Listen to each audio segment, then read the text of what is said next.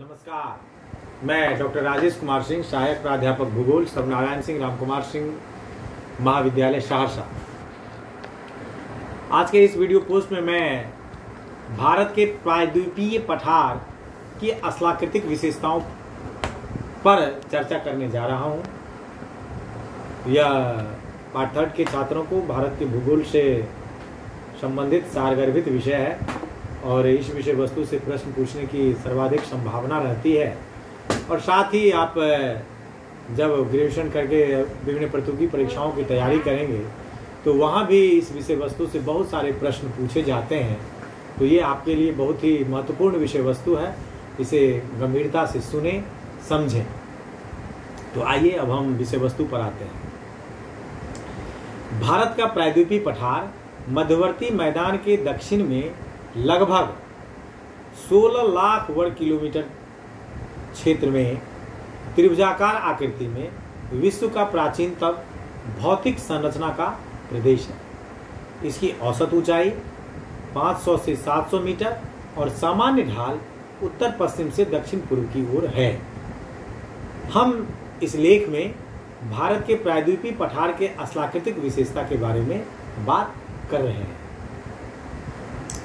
भारत का प्रायद्वीपीय पठार भौगोलिक दृष्टि से उत्तर पश्चिम में पंजाब की किराना पहाड़ी एवं अरावली से उत्तर पूर्व में मेघालय पठार एवं दक्षिण में कन्याकुमारी तक विस्तृत है। मेघालय का पठार वर्तमान में प्रमुख पठार से राजमहल या मालदा गैप के द्वारा पृथक होता है या पृथक है। मेघालय पठार एक समय मुख्य पठार का भाग हुआ करता था, जो अब विखंडित एवं विस्थापित होकर इससे अलग हो गया है। इसका कारण भारतीय प्लेट की गति उत्तर की तुलना में उत्तर पूर्व में अधिक होना है। भारत का प्रायद्वीपीय पठार पृथ्वी की प्राचीनतम महाद्वीपीय पैंजिया के दक्षिणी भाग गोंडवाना लैंड का ही एक भाग है।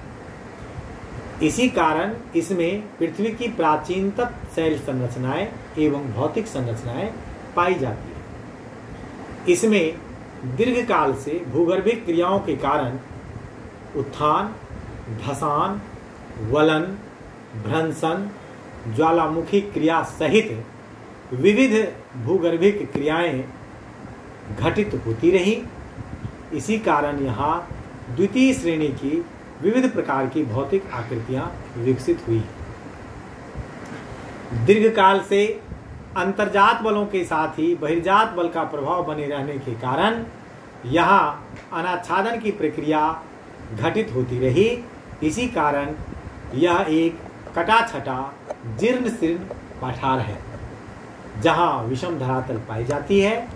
यह अवशिष्ट पहाड़ियाँ तथा अवशिष्ट पहाड़ियों का क्षेत्र है, जिसमें कई भ्रंश घाटियां तथा खुली हुई नदी घाटियां पाई जाती है।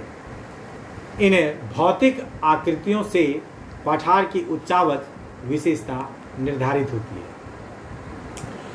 अब हम प्रायद्वीपीय पठार का भौतिक विभाजन करते हैं कि प्रायद्वीपीय पठार को कितने भौतिक विभागों में हम विभक्त कर सकते हैं और वो क्या है, उसके बारे में हम चर्चा कर रहे हैं। भौतिक विशेषता के आधार पर प्रायद्वीपीय पठार को दो भौतिक स्थलाकृतियों में विभाजित किया जा सकता है। ये हैं, पहला पर्वतीय स्थलाकृति या प्रदेश तथा दूसरा पठारी स्थलाकृति या प्रदेश। तो आइए हम सबसे पहले भारत का प्रायद्वीपीय पठार का पर्वतीय स्थलाकृति या प्रदेश के बारे में समझने का प्रयास करें।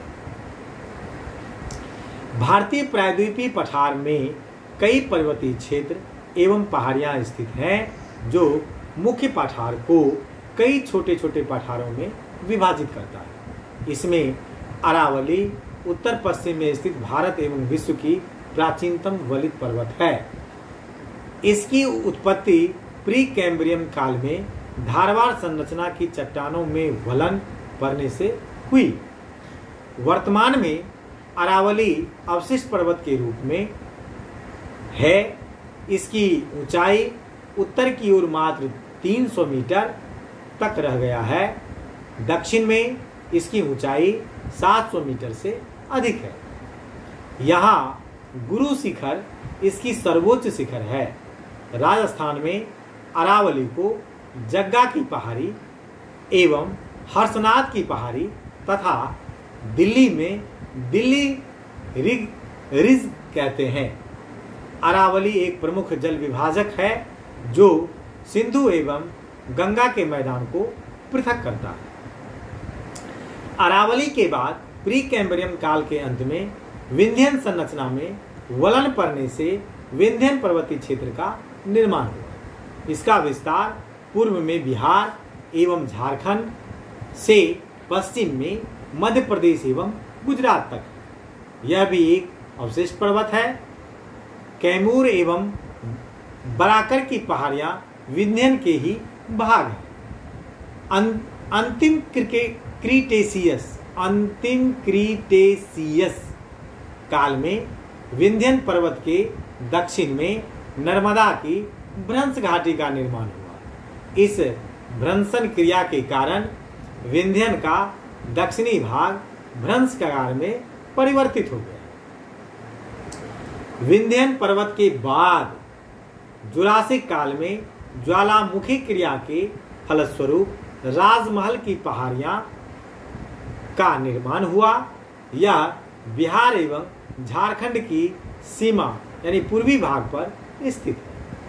विंध्यन के दक्षिण में सतपुरा, महादेव, मैकाल पहाड़ियां स्थित हैं।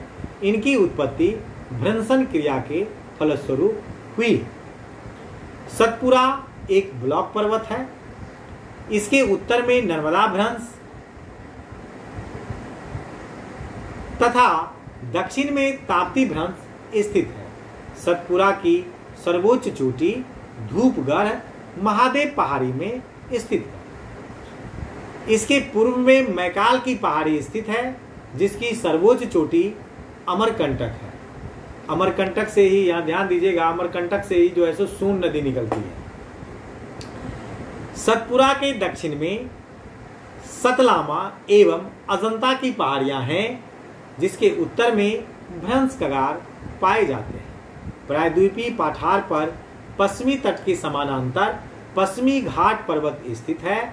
यह भी एक प्राचीन अवशिष्ट पर्वत है। इसका पश्चिमी ढाल भ्रंश कगार के रूप में है जबकि पूर्वी ढाल मंद है। पश्चिमी घाट प्रमुख जल विभाजक है जो अरब सागर और बंगाल की खाड़ी के अपवाह तंत्र को पृथक करता है। पश्चिमी घाट का विस्तार ताप्ती नदी के मुहाने से कन्याकुमारी तक लगभग 1600 किलोमीटर में विस्तृत है। महाराष्ट्र में कालसुबई तथा महालेश्वर, कर्नाटक में कुद्रेमुख प्रमुख चोटी है। केरल में अनामलाई पहाड़ी पर सर्वोच्च चोटी अनाईमुडी स्थित है। यह दक्षिण भारत की सर्वोच्च चोटी है जिसकी ऊंचाई समुद्र तल से 2695 मीटर है। अनामलाई के दक्षिण में केरल में कार्डिमम हिल या इलायची की पहाड़ी स्थित है। पलानी की पहाड़ी पश्चिमी घाट का ही विस्तार है। इसकी सर्वोच्च चोटी बम्बाडी 16 है जहां कोडाई कुनाल हिल स्टेशन स्थित है। हरिश्चंद्र की पहाड़ी और बालाघाट की पहाड़ी पश्चिमी घाट के ही भाग हैं। लगातार पाए जाने के कारण पश्चिमी घाट को सह्याद्री भी कहा जाता है। पूर्वी घाट पर्वत प्रायद्वीपीय पठार के पूर्वी तट के समानांतर स्थित अवशिष्ट पर्वत है। यह पश्चिमी घाट पर्वत की तरह लगातार नहीं पाया जाता, अर्थात यह बीच बीच में कटा है। इसकी असंबद्धता का कारण पठार की बड़ी नदियों का बंगाल की खाड़ी की ओर प्रवाहित होना और पूर्वी घाट का अपर्दन है। पठार का ढाल दक्षिण पूर्व की ओर होने के कारण अधिकांश बड़ी नदियां बंगाल की खाड़ी में गिरती हैं। इसी कारण पूर्वी घाट का अपर्दन अधिक हुआ है। यह कई जगह पठार के रूप में एवं मैदान के साथ मिल गई है। पूर्वी घाट जल विभाजक का कार्य नहीं करता। पूर्वी घाट के उत्तरी भाग उड़ीसा में महेंद्रगिरी और विशाखापत्तनम के पास डियोडी-मुंडा स्थित है। डियोडी-मुंडा पूर्वी घाट की सर्वोच्च चोटी है, जबकि महेंद्रगिरी पूर्वी घाट की दूसरी सर्वोच्च चोटी है। पूर्वी घाट के मध्यवर्ती घाट में आंध्र प्रदेश के नल्लामलाई एवं पालकोंडा श्रेणी स्थित है। दक्षिणी भाग में तमिलनाडु के जवाड़ी, गिंजी, सेवराय, कोलुमलाई, पंचमलाई की पहाड़ियां हैं। यह यहाँ के उच्चावच विशेषता को निर्धारित करते हैं। पूर्वी घाट एवं पश्चिमी घाट को मिलाने अथवा पृथक करने का कार्य नीलगिरी द्वारा होता है। नीलगिरी का अधिकांश भाग तमिलनाडु में स्थित है। इसकी सर्वोच्च चोटी डोड्डा बेटा दक्षिण भारत की दूसरी सर्वोच्च चोटी है। यहाँ ऊटी या उटकमंडलम हिल स्टेशन स्थित है। जैव विविधता की दृष्टि से पश्चिमी घाट एवं नीलगिरी अत्यंत महत्वपूर्ण है। यह विश्व के जैव विविधता के प्रमुख हॉटस्पॉट है। उपरोक्त पहाड़ियों के अतिरिक्त भी प्रायद्वीपीय पठार पर कई पहाड़ियां स्थित हैं। इनमें गुजरात में गिरनार की पहाड़ी, कर्नाटक में बाबा बुदन की पहाड़ी, झारखंड में डालमा, पौराहट तथा पार्श्वनाथ की पहाड़ी प्रमुख है। यहाँ नेतरहाट की प्रसिद्ध पहाड़ी स्थित है। डालमा तथा पौराहाट क्षेत्र में धारवाड़ संरचना युग में भारत के प्रथम ज्वालामुखी क्रिया के उदाहरण मिलते हैं। स्पष्ट है कि भारतीय प्रायद्वीपीय पठार की भौतिक संरचना को विभिन्न पहाड़ियां और पर्वत श्रृंखला निर्धारित करती है। पहाड़ियां और पर्वत श्रृंखला के अलावा प्रायद्वीपीय पठार कई पठारों में विभाजित है, जो इसे पठारों का पठार बनाता है। आइए इसके बारे में समझते हैं। अब हम भारतीय प्रायद्वीपीय पठार के प्रमुख पठारीय स्थलाकृति या प्रदेश को समझने का प्रयास करेंगे। प्रायद्वीपीय भारत में प्राचीनतम आर्कियन प्री कैम्ब्रियन काल की शैल संरचना के पठारी प्रदेश के साथ ज्वालामुखी क्रिया निर्मित बेसाल्ट संरचना का लावा पठार भी स्थित है। पठारी क्षेत्र में नदी घाटियों के क्षेत्र में जलोढ़ संरचनाएं भी पाई जाती हैं। इन्हीं आधारों पर प्रायद्वीपीय पठार के पठारों को दो वर्गों में रखा जा सकता है। पहला प्राचीनतम आर्कियन पठार तथा दूसरा दक्कन लावा का पठार। आइए हम सबसे पहले प्राचीनतम आर्कियन पठार के बारे में विस्तार से जानें। प्राचीनतम आर्कियन पठार में मुख्यतः पृथ्वी की प्रारंभिक चट्टानें ग्रेनाइट, नीस, सिस्ट जैसी आग्नेय रूपांतरित चट्टानें पाई जाती है। यह अत्यंत उबड़ खाबड़ और पठित पठार है, जिसमें मुख्यतः लाल मृदा का विकास हुआ है। यह कृषि कार्यों के लिए अधिक अनुकूल नहीं है। इसके अंतर्गत मेवाड़ का पठार, बुंदेलखंड का पठार, भानेर एवं रीवा का पठार, छोटा नागपुर का पठार, बघेलखंड का पठार, छत्तीसगढ़ का पठार, दंडकारण्य का पठार तथा मेघालय का पठार प्रमुख है। बुंदेलखंड के पठार को नीस चट्टानों की प्रधानता के कारण नीस पठार भी कहते हैं। छत्तीसगढ़ का पठार बेसिन की तरह है और यहाँ जलोढ़ों का निक्षेपण पाया जाता है। यह चावल की कृषि के लिए अनुकूल है। छत्तीसगढ़ के पठार को धान का कटोरा कहा गया है। छत्तीसगढ़ के दक्षिण में स्थित दंडकारण्य का पठार अत्यधिक विषम धरातल का है, जो कृषि के लिए प्रतिकूल है।